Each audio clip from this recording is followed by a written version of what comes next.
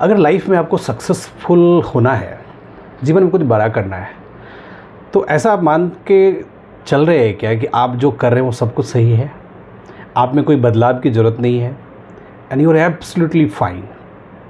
अगर आप ऐसा मान रहे हैं तो आप बिल्कुल गलत है। हाय, दिस इज जय Mishra, author, life coach and motivational speaker.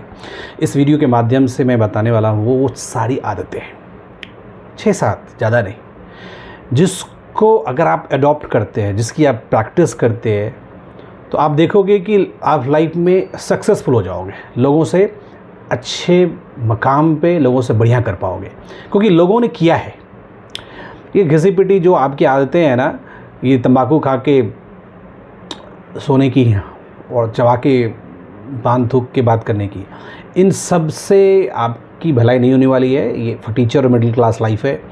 आपको अल्ट्रा सक्सेसफुल लोगों की कहानी पढ़ो, आप जो भी लोग हैं, जो भी टेक फील्ड में या किसी भी बिजनेस फील्ड में या भी एक्टिंग में, स्पोर्ट्स में, आप उनसे मिल तो नहीं सकते, उनसे बात नहीं कर सकते शायद।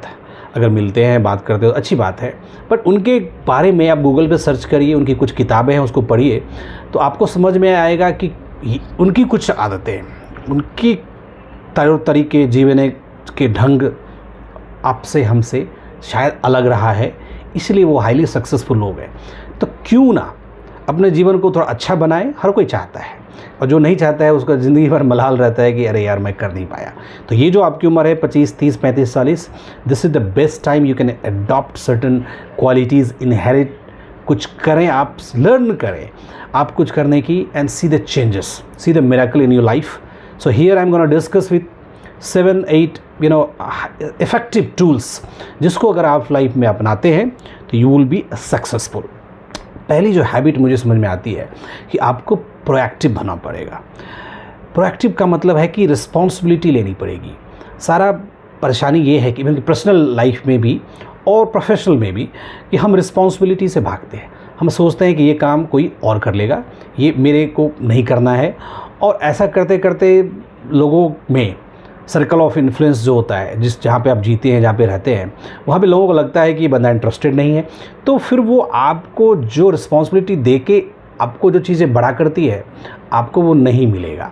अपने सोसाइटी में, अपने परिवार में, अपने ऑर्गेनाइजेशंस में भी आप प्रोएक्टिव रहें। आप अपने सीनियर से, अपने बॉस से, इवन के अपने ग्रुप्स में सर्कल ऑफ इन्फ्लुएंस बनाएं। लोगों को पता चलना चाहिए कि बंदे में दम है, बंदे में दम है, ये बात कहने की कोशिश कर रहा हूँ। लोगों को पता चलना चाहिए कि बंदा इंटरेस्टेड है, ये कुछ करना चाहता है, अपने लिए, सबके लिए भलाई की बात कर रहा है। तो अगर आप ऐसा नहीं करेंगे और पैर उठा के अगर पीछे बैक बेंचर्स की तरह सोए रहेंगे तो not gonna help you out any more. तो आपको प्रोएक्टिव बनना है, क्वालिटी पहला डेवलप करना है। सेकेंड हैबिट या सेकेंड क्वालिटी ये है, begin with the and in mind. आप हमेशा ये सोचें कि अगर आपने नहीं किया तो इसका अंजाम क्या होगा। जब आप अंजाम की चिंता करेंगे ना, तो आप अपने आप में डिसिप्लिन हो जाएंगे। जैसे आप कार की ड्राइविंग कर रहे हैं, आपको पता है कि 120, 130 के बाद जो उसका इंडिकेटर है ना, जो स्पीडोमीटर रहता है, वो भी एक खतरे की घंटी देता है, लिखा रहता है उसमें। आपको पता है कि इस स्पीड पे चलाने के बाद आपका एक्सीडेंट हो सकता है, आपका डेथ हो सकता है। तो अगर आप वहाँ पे खुद डिसिप्लिन नहीं बनते हैं और आपको लगता है कि यहाँ तो 150 तक का लिमिट दे रखा है, वहाँ पे गाड़ी उड़ा दो, तो आप की मौत तय है। मेरे कहने का मतलब है कि किसी भी काम करने से पहले एक बार उसका अंजाम सोचें, उसका रिस्क इतना बड़ा ना ले कि भैया सबको जीवन में ख़त्म हो गया। कैलकुलेटिव रिस्क लें। तो आपको ये भी कुछ भी सोचने से पहले आपको देखना पड़ेगा कि जो आप कर रहे हैं उसका अंजाम क्या है। आपका विज़न बड़ा क्लियर होना चाहिए, आपका विज़न बड़ा क्लियर होना चाहिए, it's not be any confusion. और आपको ये भी देखना है कि जो भी गाइडिंग प्रिंसिपल्स हैं उसको फॉलो करते आप वहाँ तक पहुँच सकते हैं कि नहीं। मान लो कहीं पहुँचने के लिए झूठ का ही सहारा लेना पड़े, लोगों को कत्ल ही करना पड़े, पॉकेटमारी करनी पड़ी, मतलब मान लो पैसे बनाने हैं तो लोगों को चेन खींचना, पॉकेटमारी करना, गला दबाना या मारना, ये एंड अच्छा नहीं है। इसका एंड भी अच्छा नहीं है। कभी न कभी आप पकड़े जाएंगे और आपको पनिशमेंट मिलेगा एज़ पर द लॉ, जो भी प्रोविजंस है। तो काम ऐसा करें जिसमें आपका विज़न बड़ा क्लियर होना चाहिए, कुछ गाइडिंग वैल्यूज़, उसके प्रिंसिपल्स ऐड होने चाहिए जो आपको लंबे समय तक काफ़ी देर तक उस पर आपको, उस रास्ते पे आपको लेके चले, जो भी आपका गोल रहा है जीवन में। तीसरी चीज़ मुझे समझ में आती है कि आप अपने कामों को प्रायोरिटाइज़ करें, पुट थिंग्स फर्स्ट। बहुत सारी जीवन में चीज़ें चलती रहती है, आपको उसमें प्रायोरिटी पे लाना पड़ेगा कि अभी आपकी ज़रूरत क्या है। ठीक है ना, आपका बोर्ड का एग्ज़ाम चल रहा है और आप बैठे हुए छावा देखने के लिए, तो भाई इस तरह की प्रायोरिटी में तो आप ना पढ़ें। आपकी पहली प्रायोरिटी है बोर्ड में अच्छे नंबर से पास होना है, क्योंकि बोर्ड एग्ज़ाम जीवन में एक बार आएगा। वो एक अच्छा नंबर आपको आगे के एग्ज़ाम्स के लिए, अच्छे एडमिशन्स के लिए मायने रखता है। तो बोर्ड के एग्ज़ाम में आपको ऐसा करना पड़ेगा कि भाई अपने पढ़ाई लिखाई पे ध्यान देना पड़ेगा। जो खेल कूद पे आप 2-4 घंटा देते हैं, वहाँ भी मोबाइल पे भी आपको रिस्ट्रिक्शंस डालनी पड़ेगी। करते हैं ना, एग्ज़ाम की तैयारी करते हैं तो बहुत सारी आदतें जो हमारी रहती है छूटनी पड़ती है। गॉसिपिंग छोड़नी पड़ती है, मोबाइल ब्राउजिंग छोड़ना पड़ता है, ये गेम्स वगैरह मोबाइल पे चलते हैं, या आईपीएल का मैच चल रहा है, जो भी है। क्योंकि नॉर्मली मैं आईपीएल का एग्जांपल ले रहा हूँ कि इसी टाइम्स होते हैं, जब ये फरवरी मार्च अप्रैल के आसपास इसका सीज़न है, तो इस तरह एग्ज़ाम का भी सीज़न रहता है। कहने का मतलब ये है कि जब आपकी काम की जो वैल्यू है, जब उसको समझेंगे ना, तो आप उसकी प्रायोरिटी पे काम करेंगे और दूसरी चीज़ों को नज़रअंदाज करेंगे, उसको ध्यान देना बंद करेंगे कुछ दिन के लिए कि भाई पहले मैं ये काम कर लूँ। तो उसको बोलते हैं फोकस। जब आपको प्रायोरिटी मिल जाएगी तो आप फोकस कर पाएंगे कि पहले इस काम को ख़त्म करते हैं। एक काम ख़त्म हुआ, फिर आपके जो दूसरा जो कुछ करना है उस पर आप फोकस करिए। तो ये चीज़ हुई हैबिट 3 का हिस्सा। चौथी हैबिट जहाँ तक मैं समझ पा रहा हूँ, थिंक विन विन। हमेशा ये देखो, हमेशा अपनी जीत की बात मत करो। प्रकृति में ना, जब इंसान ये सोचता है कि बस मुझे ही, हम जिसको बोलते हैं घमंड बोलते हैं, कि मेरा काम पहले होना चाहिए, दूसरा जाए भाड़ में, इस तरह की प्रवृत्ति को आप 2-4 बार अपना के देखोगे ना, आपको लगेगा कि आपको झटका लगेगा। ऊपर वाला भी देखता रहता है, दे वॉचेस अस। तो इसका अंजाम बड़ा बेकार होता है। तो आप अगर कुछ कर भी रहे तो ये देखिए कि आपका भला हो, दूसरे का भी भला हो। All party should be involve. आपकी खुशी से दूसरे की भी खुशी होनी चाहिए। दूसरे का गला काट के अगर आप माला अपने को पहनने की कोशिश करेंगे ना, तो रावण का भी सत्यानाश हुआ था और इंसान का भी सत्यानाश होना तय है। इसलिए जब आप इसलिए हम सिंपैथी के साथ एम्पैथी की बात करते हैं ना, कि जो आप अपनी चिंता करते हैं दूसरे के बारे में वही सोचिए। तो इस तरह से विन विन सिचुएशंस होता है, तू भी खुश मैं भी खुश। तो इस तरह से फॉस्टर रिलेशनशिप बिल्डअप करना है, ट्रस्ट बनाना है, दूसरे के साथ रिस्पेक्ट बनाना है, ओपन कम्युनिकेशंस होना चाहिए, वार्तालाप होनी चाहिए। इस तरह से आप दोनों, या घर में भी पति पत्नी के संबंध में, माँ बाप के संबंध में, या ऑर्गेनाइजेशंस में अपने कुलीग के साथ, आप अच्छे कम्युनिकेशंस के साथ या अपने लक्ष्य के साथ आगे बढ़ सकते हैं। पांचवी चीज़ आती है, सबसे पहले first seek to understand then to be understood. पहले आप दूसरे को सुने, दूसरे को समझें, फिर आप समझाने की कोशिश करें। हम करते क्या है, सुनने की कोशिश कम करते हैं, अपना पॉइंट ऑफ व्यूज़ या पॉइंट ऑफ ओपिनियन रखने की कोशिश करते हैं। ये बड़ी ख़राब बीमारी है। पहले आप दूसरे को सुनें। जब आप दूसरे को सुनेंगे ना, तो वो सामने वाला समझेगा कि आप अटेंशन दे रहे हैं उसको, तो फिर आपको वैल्यू करेगा।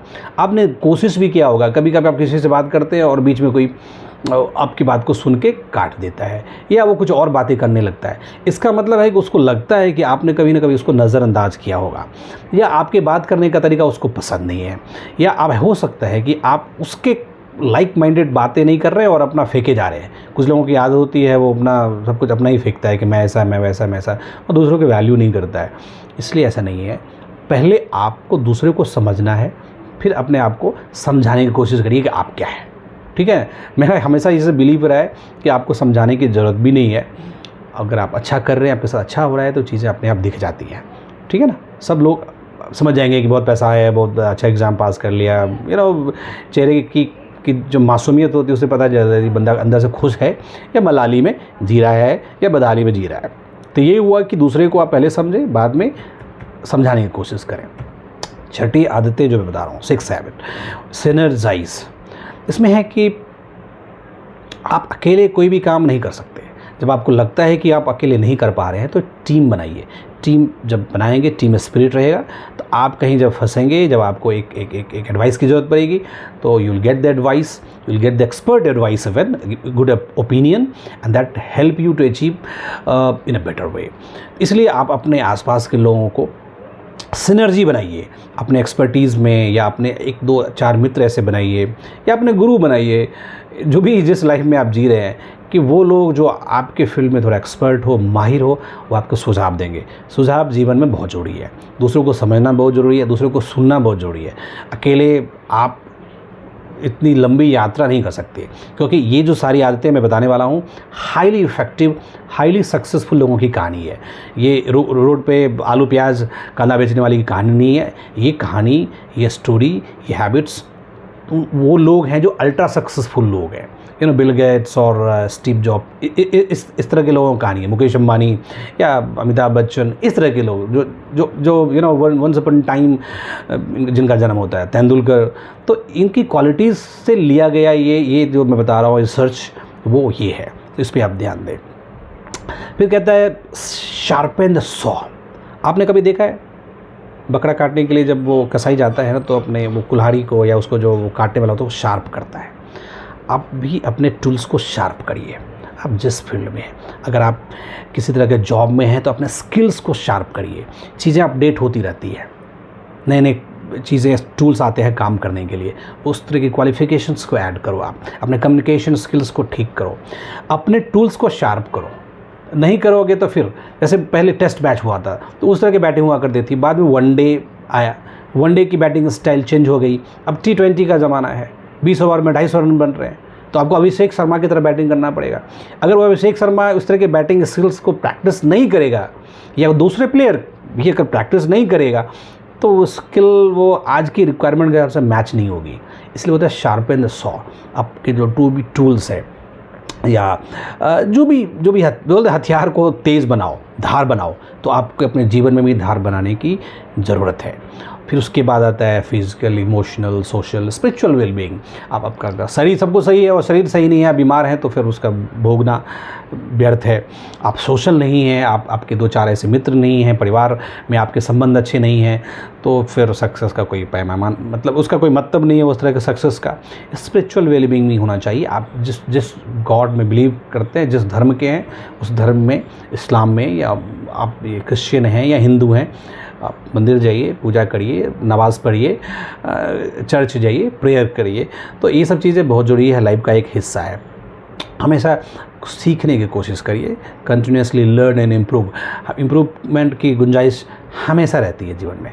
ऐसा कभी नहीं मानना है कि बस अब मैंने अचीव कर लिया, ऐसा मानने से आपका ग्रोथ रुक जाएगा। हमेशा इस बात का डर होना चाहिए कि कभी भी आप खिसक सकते हैं, कभी भी आप जो बढ़ रहे हैं ना नीचे गिर सकते हैं। इसका डर आपको हमेशा होना चाहिए, और इस डर को बचाने के लिए आपको अपने स्किल्स पे, आपके जो भी क्वालिटीज़ पे ध्यान देना पड़ेगा, ठीक है ना।